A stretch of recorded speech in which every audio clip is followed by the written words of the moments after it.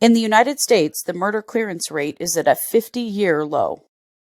In a time when technology and forensics should make solving murder easier, community distrust, racism, and understaffed departments are all contributing to an abysmal clearance rate across the country.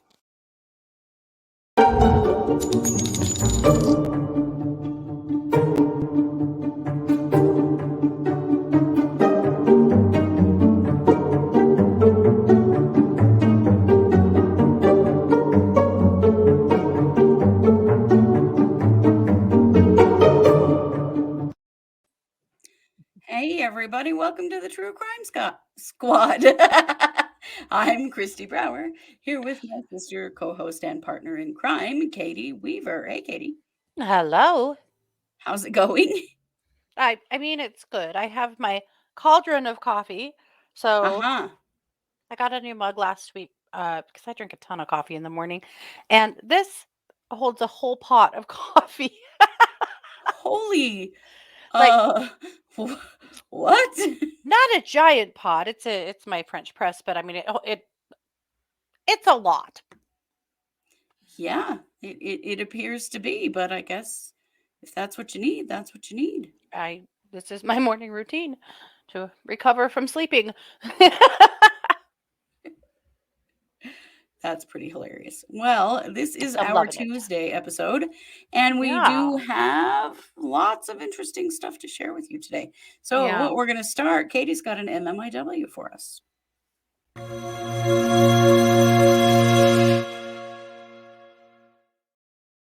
And I actually have two. Oh, Uh, MMIW cases are so hard because we want to bring more of them to you.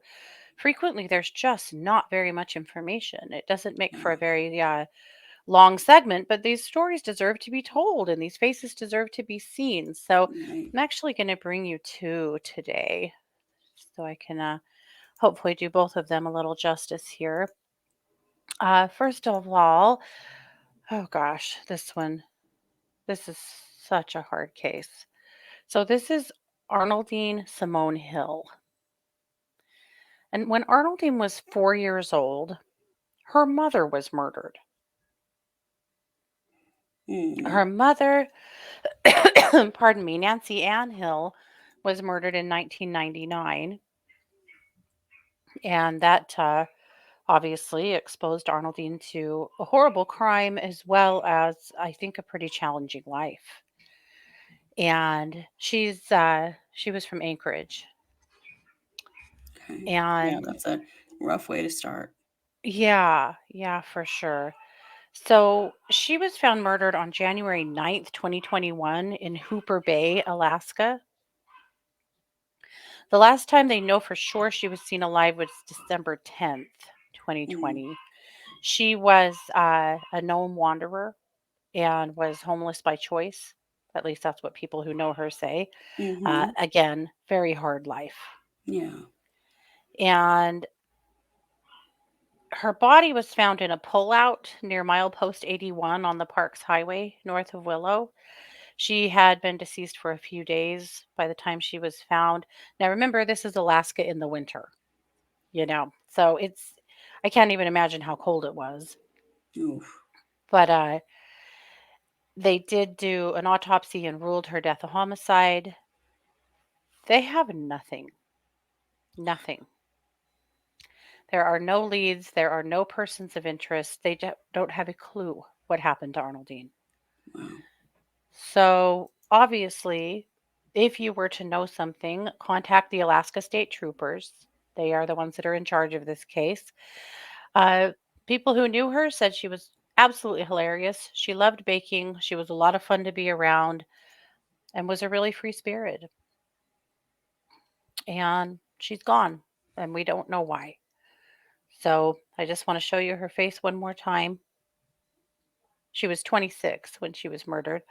Mm. And just keep her memory alive and her murder fresh in people's minds because this needs to be solved. Yeah, it surely does. Yeah. Speaking of murders that need to be solved, I want to tell you about Polly Sullivan. This is Polly. Polly's mother was Irish, her dad was Greek. And Polly was an amazing person. She was murdered when she was 44, and this has been quite a few years ago. Let's see. See if I have a date on her death. I believe it was 1999. Okay. So it has been some time. But Polly was a humanitarian. She was the manager of a transitional housing unit for homeless people called Crooked Tree. Hmm. And it was located on the former Lowry Air Force Base in Colorado, in Denver. But she's from Oklahoma. Again, her father was Creek, mama was Irish, but they moved to Denver through the Bureau of Indian Affairs relocation program when she was little. Mm. And she was quite the person. She had a law degree from Arizona State and several other degrees, and was a reporter and a writer and just did a Good lot of for her. amazing Wow. things. Yeah, she was amazing. But she was really, really big in humanitarian work and in helping homeless people. Mm-hmm. So the Christmas of 1998, sorry, the Christmas of 1998, she had been home with her family for Christmas and then went back to Crooked Tree so that she could cook Christmas dinner for the residents there. Oh, wow. And on December 26th, her family couldn't get her by phone. So they thought maybe she was just out shopping. But later on, they got a call telling them that she had been found murdered. Oh. So she was found in her apartment, and her apartment was at the Transitional Housing Center. She'd been stabbed 14 times, and there were some residents there with issues. There was a man named Willie Safford. He was an ex-con who was getting evicted because he was late on rent and had been getting in fights and just, wasn't following the rules and was getting sent out of there. Mm-hmm. And they arrested him, they investigated him. They never had enough to charge him and he was eventually let go. Oh. And that's where it ends. Her case has gone completely unsolved. It is one that's had a little bit more attention. This case was picked up by the Vidocq Society, and that's a group of criminologists who will pick up cold cases and work on them. Mm-hmm. But that was in 2012 that they announced that they were picking up Polly's case, and there has been no resolution. So they didn't really get anywhere. Dang. Mm-mm. Nope. So her family has gone all of this time not knowing who killed Polly, and what a terrible loss to their community. Right? Right. She did so much for other Yeah. people. That's very discouraging. Yeah. So, of course, if you were to have any information on Polly's murder, you would contact the Denver police. And if you were to have any information on Arnoldine's murder, you would contact the Alaska State Patrol. But wanted to just And make sure. even contact your local police and they will Right. help you. Like, Absolutely. Anybody. Anybody. yeah, But I just wanted to say their names and show their faces. These women mattered. certainly did. Still do. Yeah. Well, Kristi, I'm going to kick the mic back over to you for our main case. Yes.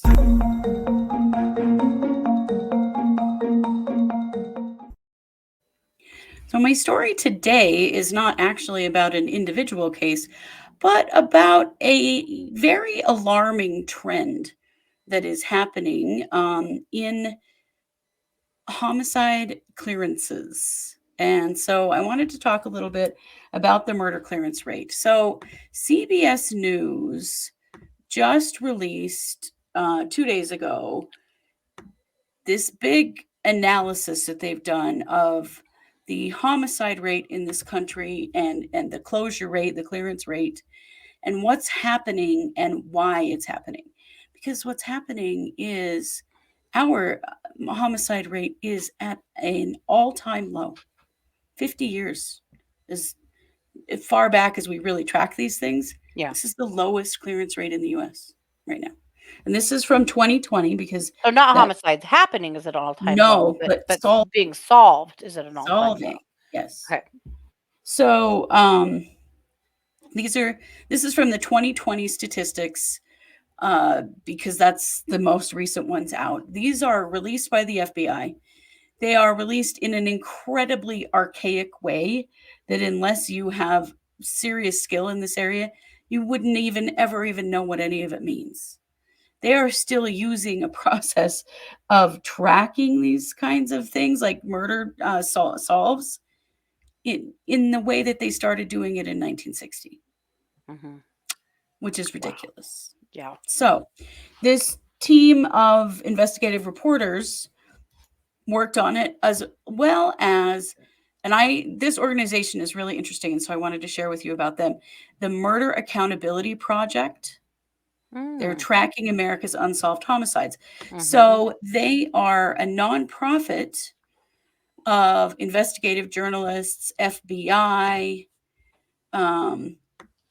people from, like retired police officers who are tracking unsolved murders in the United States to gather some better statistics. Because you know what? The ones we have suck. They suck. The way that things are tracked, we don't know very much. And they are doing some things like they're looking at murder clusters. Where are things the very worst and why? Yeah.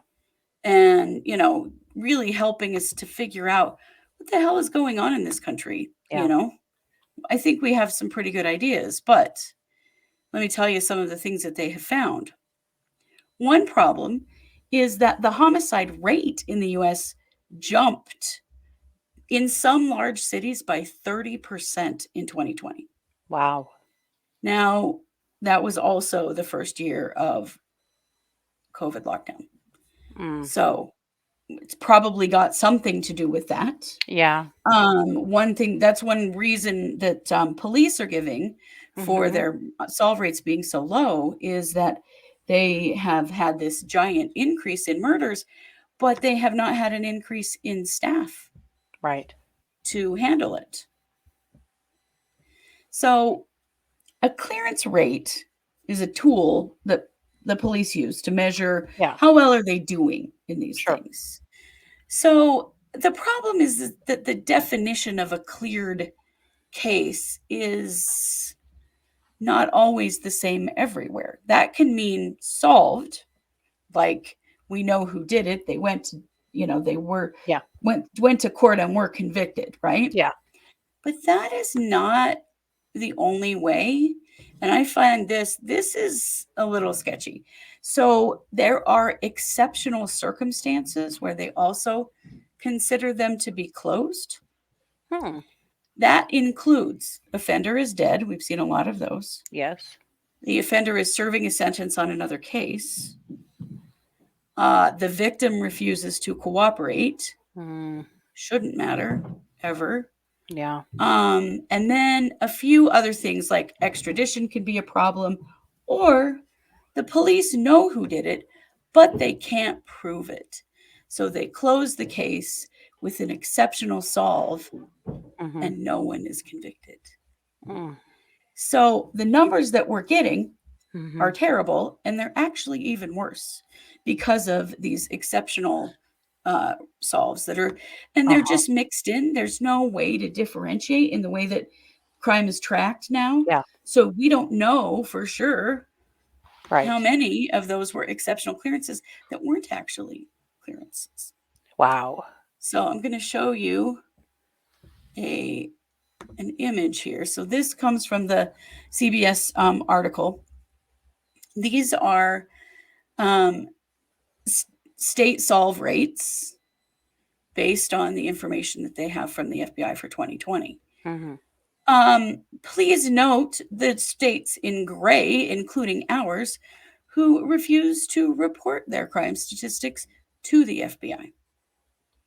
Wow. So we don't know what Idaho's solve rate is at all. Because they're not talking. Boy, that doesn't sound like Idaho, does it?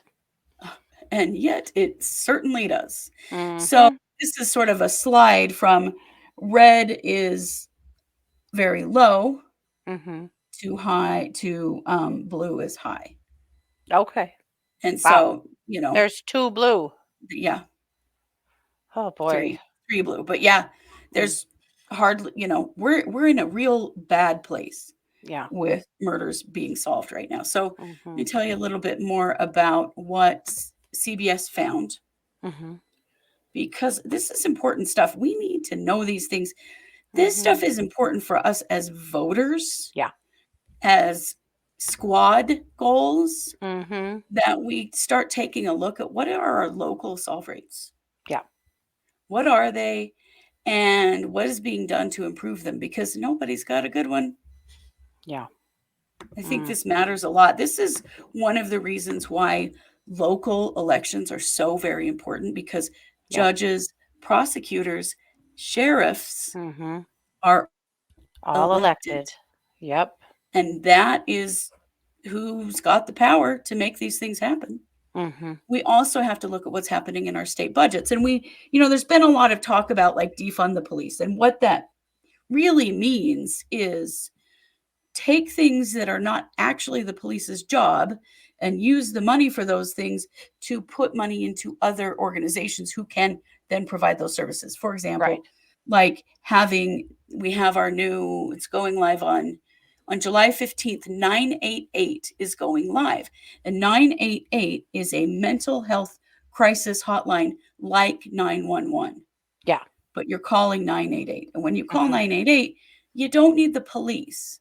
You're having a mental health emergency, or Mhm. someone in your family or household is having a mental health emergency. Right. We need mental health professionals, not police. And right Right. now, what happens is we call police.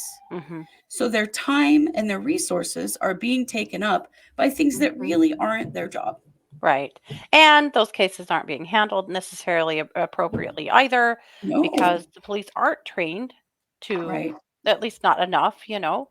They're trained to do what police are supposed to do, not have to deal with these things, so right. other Police are professionals there. can step in, provide the correct resources, Yeah, then choose to involve police if that needs to happen.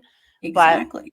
it frees the police up to be able to work on other things, on It, on crime. it does, which is really important. And we are Mhm. seeing some trends toward it. Some police Mhm.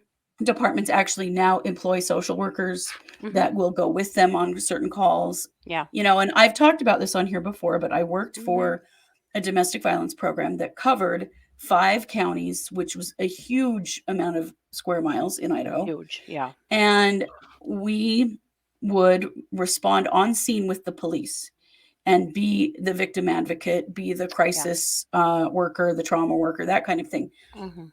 Very rare to see that happen. It was 100% out of necessity, Yeah. because the police were called out on everything you can think of, and they Yeah. didn't know what to do in those Right. cases. Yeah. So we went out on murders and on Mhm. suicides and domestic violence incidents and sexual assaults and Yeah. and other victims of And other crime. things. Yeah. Yeah, because the police desperately needed Mhm. help. The other problem, of course, as we know, is that police have created a real problem for themselves in they are not trustworthy, and we know they're not. Mhm. You know, Yeah. way too many black people, any is too many, Mhm. getting murdered by the police. Yeah. People of color getting murdered by the police, Mhm. black men particularly getting Yeah. murdered by the police. Mhm. People have stopped cooperating. This is Yeah. one of the things that this is a side effect. Mhm. People have stopped cooperating with the police, and the police need the community in Mhm. order to solve crime. Right. They need us, and yet they have treated us like crap, Mhm. and are well known to harm and murder citizens. Mhm. Therefore, citizens are like, yeah, I'm not going to tell you anything. I don't want to Mhm. be involved in this at all. So Mhm. that's a huge problem. It is. We all know it's a huge problem. But It the is. There's funding problems, huge rifts here that need to be yes, solved and healed. Yeah. yeah, absolutely. Well, and the funding problems also, because a lot of the funding that goes to police goes to their fancy tank things they drive and their fancy uniforms and weapons. It's not going to training. Mhm. It's not going to increasing the number of officers when the murder rate is going up by 30%. Yeah. That's not where the money goes. The money Mhm. doesn't go to give us better policing. We're getting Mhm. fancy military style gear, Mhm. and you know, it's not giving us what we need as a, Mhm. as citizens. Yeah. So there are some really big problems here, because you would think in the age of DNA, in the Mhm. age of the technology, that cell phones, they can pinpoint where people were exactly at any time, and all of the other technology and forensics that are out there, Mhm. you'd think that murder solve rates would be going up, Yeah. not down. You would. You would. You certainly would. But that is not at all what is happening. Yeah. Now, 2020 was particularly terrible. Like when the lockdowns happened, a ton Mhm. of murders happened that have not been solved. Yeah. And I mean, we have to look at that too and recognize a global pandemic, then you're in a position of risking the safety of the police Yeah. in another way than they're Mhm. already risking. It's just a big mess. It's a big It's mess. a huge mess. Yeah. But it's also a great opportunity for us to become more aware of what's happening in our own communities. Like, Mhm. I was pretty dumbfounded to see that Idaho does not report their murder clearance rates to the FBI. Yeah. Do you want to bet that that's because they're terrible? The Yeah. numbers are not good. Mhm. And they'll say, "Oh, it's not the government. The government has no right to that information." Blah blah blah. Because that's the kind of That's the statement kind that of they have. stuff Idaho would pull. Yeah, for sure. But here's the reality: police are way underfunded in Idaho Yeah. when it comes Way. to. Well, We used to work in domestic violence in a county yeah. that was this huge, hundreds of square miles, and there's one officer on Yeah. all night. All night. And if that officer responded with you to a domestic Mhm. and then got a car wreck, Mhm. you couldn't stay with the victim, because we couldn't stay if If the the police offender didn't wasn't stay. Yeah. incarcerated. We couldn't stay for our own Right. safety. Yeah. And that happened many times where the officer's like, Mhm. "I'm really sorry, but I have to leave. There's been a car wreck, Mhm. 10 miles away from here, and I got to go deal Mhm. with it." Yeah. Um, that's the kind of stuff that we deal with here in Idaho. And so I would Mhm. bet that our solve rate is terrible, Mhm. frankly. Well, and that we're not alone in that. A lot of No. counties, especially rural counties, are doing the same thing. Yeah. This really makes me think about the Lyon County Sheriff in Missouri. Hmm. So, this is the county where Jessica Mast was murdered. Right. And so I'd followed their Facebook page for updates, around Jessica's murder way back a couple years ago. Hmm. But I have been blown away by their sheriff. He is just pretty fearless. They were extremely understaffed through COVID. They pay their officers such shit wages that they were losing officers to go work at factories and stuff like that Sure. because they couldn't afford to continue to be a police officer any longer. And Yeah. so he did not have nearly enough deputies. And what did he do? He went public. He went public on their Facebook page with numbers, facts, figures, complete transparency, which is how it should be, but it just usually isn't. Right. Uh, and basically told the county, hey, if we're not responding to your calls, this is why. He at the time he was down to like 3 officers. Like it was really bad. Oh my He's like, hell. by the time, one of us at least is manning the jail and other people are going out on calls, he's like, and me trying to balance this so that I don't overwork the officers I have left to the point that they quit too. He's like, first of all, we have to start paying these people more money immediately or they're leaving. And Yeah. second of all, I need more money to be able to hire more people. We cannot adequately keep this county safe. He was super clear about it. And people were like, wow, you shouldn't say that. That's just going to invite people to commit more crime. And he was like, if you think the criminals don't already know this, you're crazy. But it kind of caused I don't want to say scandal, but kind of a scandal in their county that he was being so transparent with all of their numbers, all of the Hmm. financials, and absolutely begging people to contact their county commissioners and demand more money for the sheriff's office. And they got it. Wow. people did do that, and the county commissioners were shamed or scared or whatever into providing him quite a lot more money. And he was able to provide like a 20% or 30% raise to the officers on staff, as well as sign on bonuses to get more people to come on, and eventually kind of ironed out their issues. But he did it by getting really loud and really public to make it happen. Really Hmm. put his own job at risk, but at that point, I just don't think he cared. He knew they No, could not do a good job at this point with what they right. were operating on. But he's not alone. This is an No, epidemic everywhere. it is. It is. And, we do talk a lot about how much money is spent on police, but that's only in big metropolitan areas. Mhm. In small counties, in small places like where we live, Mhm. their budgets are tiny Yeah. and, And they and they make struggle. crap. Hmm. You know, we always talk about how teachers don't make, enough money for what they do. Neither do police officers, not even No. close. Well, and I'll throw a couple of other things in there because we've kind of talked about what CBS had to say. Here are a couple of other things, I think. One is that we do not have clear educational requirements for police officers. And I Yes. absolutely believe that police officers should be required to have a bachelor's degree Mhm. in criminal justice or in social work, Mhm. something that is in relation, more education and training is a better understanding of humanity as a whole. Mhm. And that's really, police need good people skills and good understanding of humanity. And they Mhm. don't get it in the training that they're getting. No. Then But we also, again, that would require paying them a lot more, paying them right, for it the would. I degree mean, that if they you're going to have, go to which they would school, deserve. yeah, Yeah.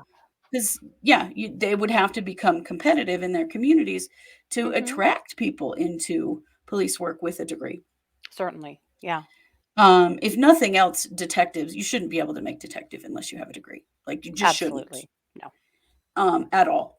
But I think even patrol officers should have a minimum bachelor's degree Mhm. because so often they have no training at all about just how to manage human beings Mhm. and to how to understand. Because the real problem here is our social problems: racism, poverty, violent, war against women, war against the BIPOC community. Like, those are the actual issues that need solving in order Yeah. to bring these murder rates down in the first Mhm. place before we can even get to improving the solve rate. Mhm. This is a huge social issue for this entire country. And we as individuals really have a lot more power in it than we realize if we get Mhm. involved in our communities and start Mhm. finding out what's being done for crime prevention. Anybody ever even hear that term? Not very often. You know what crime prevention is? It's eradicating homelessness, it's eradicating poverty, it's Mhm. eradicating racism. That's ableism is another. Mhm. That's crime prevention, and we don't do it. Mhm. Like, Yep. we are shit at crime prevention in the US. Mhm. Well, and as always and forever, increased funding for mental health care. I mean, Always. always. Yeah, Mm. definitely. But those are some of the things that we can do. Be aware. Yeah. What's happening to help vulnerable people in your community? Where are they going? How are they getting help? What can Mhm. improve there? What can you get involved with? Yeah. And then looking at what what are the requirements for police officers in your community, and Mhm. how does that get changed? Is that Mhm. something that changes at the state level? Does it stay change at the city level? It's going to be all of them. Mhm. And then also looking at who is running. And I always think, like, for a sheriff or a chief of police, they should be kind of like a basketball coach, Mhm. that if their win rate sucks, they get fired. Mhm. Like, if a pro basketball team has a shit year, guess who gets fired? The coach. Yeah. That's the sheriff or the chief of police, guys. Why do we keep it? Because, here it's very common for people to, stay in the same position for 10, 20 years. Yeah. Well, if their murder clearance rate is terrible, they need to go, Yeah. you know? But we don't Maybe they're not necessarily, good at their job, or maybe right, they just don't care. Maybe they're too burned out, they're too over it, or yeah, maybe they honestly just aren't good at this. right. Or And maybe of they're course, corrupt, they're because that fighting, happens too. they're corrupt, yeah. Well, we know there's corruption. We know there's tons of corruption in law Oh, yeah. enforcement. And a huge issue in this murder solve rate is that the difference in murder solve rates between white people and the BIPOC community, Mhm. horrendous. Yeah. Like about half as many murders get solved in the BIPOC community Yeah. as get solved in the white community. And Yeah. if you split it out even further, Hispanics get more solves than blacks. So our Mhm. black community gets very few. Sometimes in some places it's 24% of the black community murders in the black community are getting solved. 24%, you Oh guys. my god. And then you'll Well, and see. this isn't even hitting on the murder solve rate in MMIW communities, No, I because mean that's a that's a whole, completely you different know, we conversation, break this down which into is all of those things. also abysmal. It's Yeah. it's horrendous. It's Yeah. horrendous. We could break it down that far too. But I mean, the Mhm. bottom line is it's not good anywhere. No. It's not good anywhere in the US. No. And Baltimore has got a big task force they're working on. And there are some big Mhm. cities that are facing this, Yeah. but small communities are not facing this. Mhm. And it's horrifying. And I just felt like for us as a true crime squad, it is our Mhm. job. If we are interested in what's happening in crime, Mhm. then we need to get involved in our communities and make sure Mhm. that we've got the best people on the job, that we've got the Mhm. best policies and the best budgets and Mhm. all of those things to better protect our communities. And dude, we Mhm. don't. We don't No. have the best of anything like that. No. We might have the best military equipment in our police. Mhm. And let me But tell you something, it's not doing us any good. no. No. It needs to get better for all involved. Yeah, And also, eh, so that police forces and sheriff's offices can attract candidates for jobs that have really great training, that are the best people. Because right. right now, that's not necessarily what's happening. No, And they're if you're just unsure getting about whoever will that, take the job. just look at Uvalde, Yeah, because that is the most catastrophic case of untrained, unqualified, unable individuals. it is. And not that they all were. I'm not, I don't want to drag on every single person that was there, But the but that was leadership, the leadership, that was the most mishandled thing I can think of in recent history, yeah, for a complete lack of leadership, lack of training, lack of knowing what the hell to do in this kind of an emergency. exactly. And, the results were catastrophic. There It's a huge conversation, and an ongoing one that will always be an ongoing one. But I'm glad that you Mhm. brought this to the forefront. These are things that need to be thought about. They are, and so there will be links in the show description for the CBS evaluation and story, and then also for the Murder Accountability Project as well. Yes. Look into it. How do you get involved? Look at what your state solve rate is, and if your Yep. state solve rate isn't listed there, you can still get it because those records, those things, they still have to be public to some extent. Mhm. Your state is required to allow you Yeah. as a citizen to know. So Mhm. then you go to your state website and you start looking. But Mhm. start figuring out how's it going in your area Mhm. and it doesn't take very long when you start looking at the stats to see what the problem areas are. Mhm. And it's going to start with race every damn time. Unfortunately. Yep. Yeah. All right. Well, Katie, I think you have a little weird crime to wrap up the show. I do.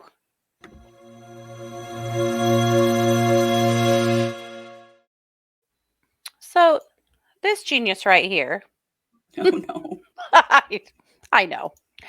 Uh, he really had some aspirations of pulling off quite the heist, Oh, boy. robbing Disney. Robbing Disney. Hmm. Now, you Oh, might boy. be wondering why, like, well, everyone else Everyone. is. Hmm. But I want to tell you a little bit more about what went on here. This guy's name is David Proudfoot. David used to be a high school principal, and he was Oh, fired dear. for what? Oh gosh, stealing money from the school. Oh, dear. And it now just seems to be kind of free falling, maybe. Mm-hmm. So here's what happened. He posed as a worker at a Disney World, or at Disney World, and at a Disney resort. He was wearing a kind of official uniform. He had a name tag named David on it. And he had put a replica of R2D2 on a moving cart and was moving it away from where it was, which was, Like in broad daylight? yeah, which was weird. So Disney That's not security sketchy at all. officers see David pushing a cart around that has R2D2 on it, and they're like, what the hell? His uniform and name tag didn't match their club or their resort. And so they were really suspicious about who this guy is and what he's doing. So he Mm-hmm. claimed that he was an employee at a different Disney hotel, the Yacht Club. So they were like, "Oh, well, okay." So this one of the officers said, "Okay, well then I'll help you." So he said they were moving this to a different location, right? Mm-hmm. Then he suspiciously didn't have any idea where the loading docks were, where supposedly he was taking this. Oh. Oh So dear. yeah, they were like, this just doesn't seem to track. So they called the police. So the police come and want to know, what the hell are you doing? And Mm-hmm. he says, "Oh, I'm supposed to be moving these pieces to a different Disney resort, and that's what I'm in the middle of doing." He tells him his name is David Rogers. Well, they asked to see his ID, and things get weird with him because he says that his belongings are in his employee locker at the yacht club. So they're like, "That's cool. We'll just go over there." So they take Uh-oh. him over there, and he doesn't know where employee lockers are. And then when he's shown the employee lockers, he doesn't seem to know how to open them. Oh, dude, it's probably time to fess up here. So then they realize that he actually does have his wallet with him, with his ID, and then they Mm. discover his real name. So anyway, they figure out that he's an imposter. He's not who he said he was. Mm-hmm. So then he tells them that he moved R2D2 from this hotel to an unknown location as well as a game machine. But don't worry, guys. He wasn't really going to take anything off of Disney property. He's applying for a job there in security, and he wanted to show them where some holes in their system are. Oh. So he was going to come over there and commit some crimes to prove to them that it would be easy to do so. Wow. Not the best on the job demonstration I've ever heard of. Wow. Yeah. The problem is the police went ahead and searched his house anyway, and they found thousands of dollars of Disney's belongings, Oh, so this wasn't the first time? including a $700 gold necklace and several bathroom light fixtures. What? Yeah. Why would you steal bathroom light fixtures? Why would you do any of this? How would you steal bathroom light fixtures without, I, electrocuting yourself during the day? While oh my God. I Wow. mean, apparently maybe he was posing as maintenance at that point. I don't know. I think So, things have David, you did do gone, one thing right. You definitely proved to them that they have some holes in their system, yeah. because it took them a while to catch you, and it was R2D2 that eventually was his downfall. So, at any rate, don't steal from Disney. Don't be weird. Definitely don't go commit crimes to prove how easy it is to try to get a job, because, well, that's not going to get you a job. No. Don't be a David. There you Yes, go. don't be a David. Boom. Well, thank you for that. We always like to bring a little levity because we talk a lot about heavy topics around here, and Yeah. sometimes crime can be funny, and we like that. It's okay. It helps. Yep. Well, this is our Tuesday episode. We'll be back on Wednesday with another episode, and on Wednesday night with Wednesday night case updates at 7 p.m. Mountain. Hmm. So you're going to want to stay tuned for all of that. Please like, subscribe, share, comment. It helps us to grow, and it definitely go check out our Patreon. We are the True Crime Squad, well, just True Crime Squad over on patreon.com. And we do 2 extra episodes a month that are only for our patrons. It's a great way to help support us and help us keep doing what we're doing. And there's a lot of extra content over there, like more than 2 years worth of bonus content over there that you don't even know exists. It's like 200 episodes. So go check that out. Yes. And you know it. We are True Crime Squad with Kristi and Katie. Thanks for being here, everybody. Take care.